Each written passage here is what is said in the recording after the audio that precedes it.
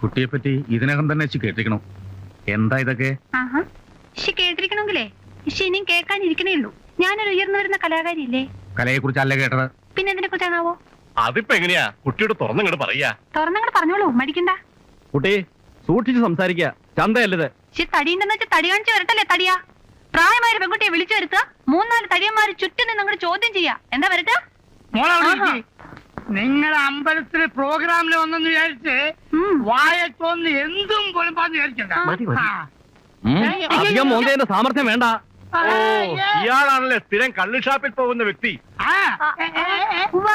പക്ഷെ കള്ളുഷാപ്പ് ഞങ്ങൾ കൊണ്ടുവന്നല്ലോ, നിങ്ങൾക്ക് കുടിക്കാൻ വേണ്ടിട്ട് നിങ്ങൾ തന്നെ ഇവിടെ ഉണ്ടാക്കി വെച്ചിട്ടുള്ളതല്ലേ?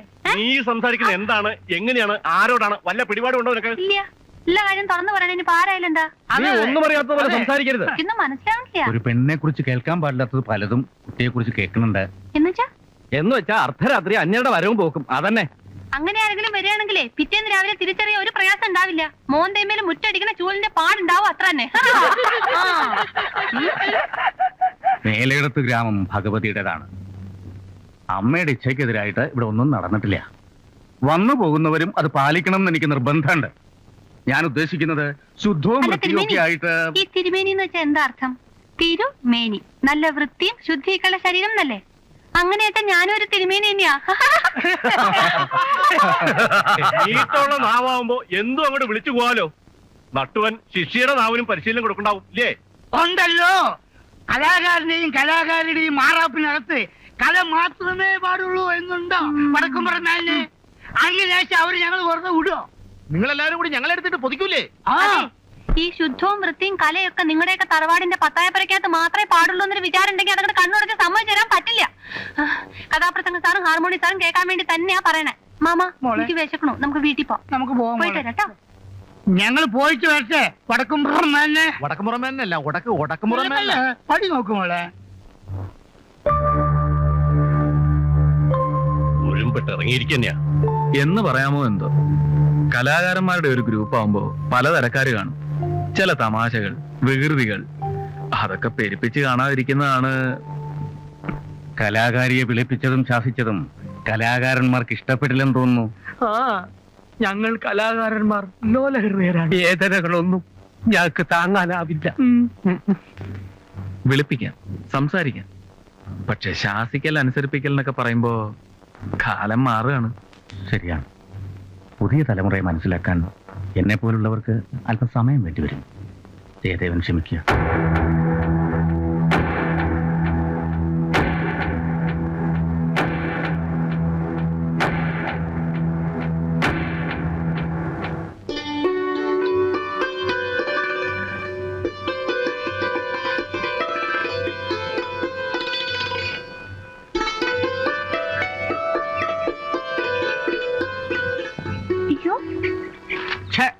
എന്താ ഈ കാണിക്കണേ? അത് ആനപ്പിണ്ട.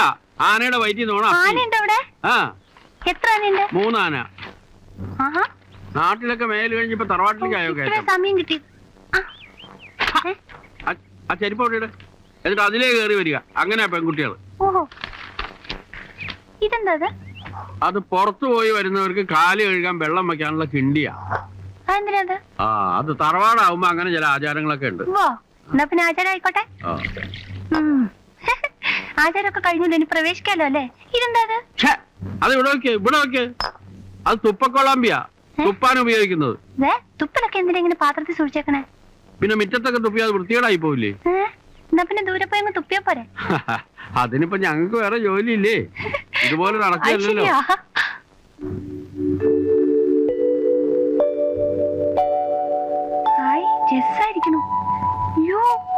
എന്തുമാതിരി വീടാത് എന്റെ അമ്മേ. കാരണവന്മാരെ കാശി ചെലവാക്കി ഉണ്ടാക്കിച്ചതാ. കാശി ചെലവാക്കാണ്ട് ഉണ്ടാക്കാൻ പറ്റോ? ഇരിക്കട്ടോ, ഞാൻ ദേ വരണു. അയ്യോ, എന്തിനാ അകത്തേക്ക് പോണേ? അയ്യോ, ആരാ അവിടെ ഉള്ളേ? അശ്വതി കുട്ടി, ഭഗവാനെ. അശ്വതി, എന്താ? ദേ ആ ചാട്ടക്കാരി പെണ്ണ അങ്ങോട്ട് വന്നിട്ടുണ്ട്. അതിനോട് കൂടുതൽ സംസാരിക്കാനൊന്നും നിൽക്കണ്ട കേട്ടോ, വേഗം പറഞ്ഞു വിട്ടേക്കും.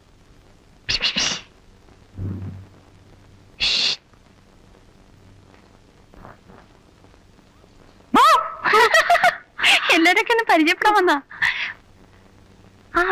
കുറുമ്പന്മാന്റെ ആണല്ലേ? എനിക്ക് മനസ്സിലായി. ബാക്കി സംഘമൊക്കെ എവിടെ? സംഘോ? ആ. ഒരു മോനുണ്ട്, ഒരു മോള്, പിന്നെ എന്റെ ഒരു ആങ്ങള. ഈ അത്രേ കുട്ടി, ഉള്ളൂ. ആ കുട്ടി. മോള് ദേ നിക്കുന്നു. ആ, എന്താ പേര്? അശ്വതി. അശ്വതി. ഹൈ, അസലായിരിക്കണു. ഇത് സ്വർണ്ണ? ആ. എന്റെ അടുത്തുണ്ട് ഒരുപാട് വളയും മാലയൊക്കെ. പക്ഷെ എല്ലാം ഇതുപോലെ മുക്കാ. സ്വർണ്ണമൊക്കെ വാങ്ങാൻ ഒരുപാട് കാശാവില്ലേ? പക്ഷെ കാശുണ്ടാവുമ്പോ ഞാനും ഇതുപോലെ വാങ്ങും. അതെ, 5 ആൾക്ക് താമസിക്കാൻ എന്തിനാ ഇത്രയും സ്ഥലമൊക്കെ? നടന്നിട്ടും തീർന്നു. അങ്ങോട്ടൊന്നും പോണ്ട. എന്തേ? ഒക്കെ അടച്ചിട്ടിരിക്കുക. ഇല്ലയോ, തുറന്നെടുക്കല്ലേ? പൊടിയും മാറാലൊക്കെയാ. അതിനെന്താ?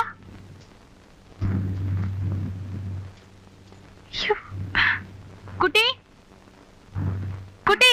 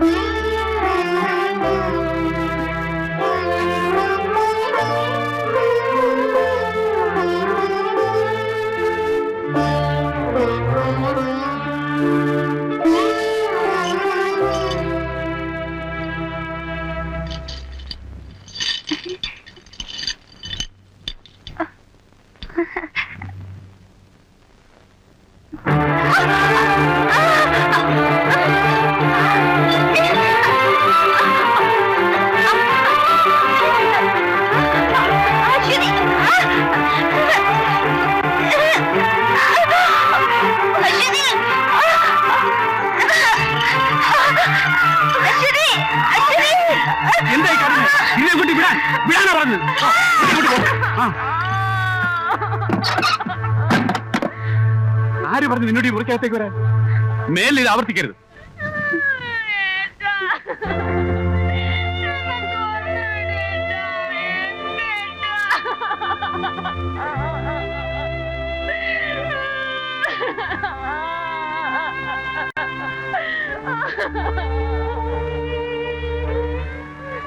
ഞാനൊന്നും ചെയ്തില്ല.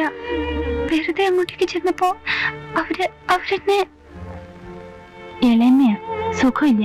ചിലപ്പോ ഇങ്ങനെ ഒച്ചയും ബഹളമൊക്കെ ഉണ്ടാക്കും.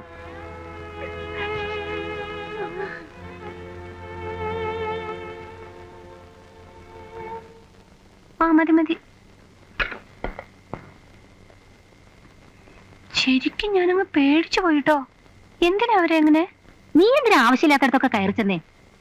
വലിയ വലിയ തറവാടുകളുടെയൊക്കെ ഉള്ളില് ചിലപ്പോ ഇങ്ങനെയൊക്കെ പലതും ഉണ്ടാവും. കണ്ടാലും നമ്മൾ കണ്ടില്ല നടിക്കുക. ആ തവി ഒരു കപ്പ കൂടെ. ആ തവി ഒരു കപ്പ കൂടെ അല്ല, ആ കപ്പ ഒരു തവി കൂടെ. അങ്ങനെ തന്നെ ഞാൻ പറഞ്ഞേ. അങ്ങനെയൊന്നും അല്ല പറഞ്ഞത്. മാണിക്കുന്ന മണ്ടത്തരം പറഞ്ഞാലും സമ്മതിച്ചില്ല. ലേശം കഞ്ഞി കൂടെ. അപ്പൊ ചേട്ടൻ കഞ്ഞല്ലേ? ഞാൻ മാത്രം ചോറായിട്ട് എന്താ കാര്യം? എന്നാലും എന്തിനാ അവരെങ്ങനെ ചങ്ങലക്ക് പാവം. എന്തൊരു ഭംഗിയെന്നറിയ അവരെ കാണാൻ. ആ നോട്ടവും ശബ്ദവും. ഹൈ, ഈ സോക്കേണ്ട മരുന്നൊന്നുമില്ലേ? അത് അവരന്വേഷിച്ചോളൂ, കുട്ടി നോക്കണ്ട.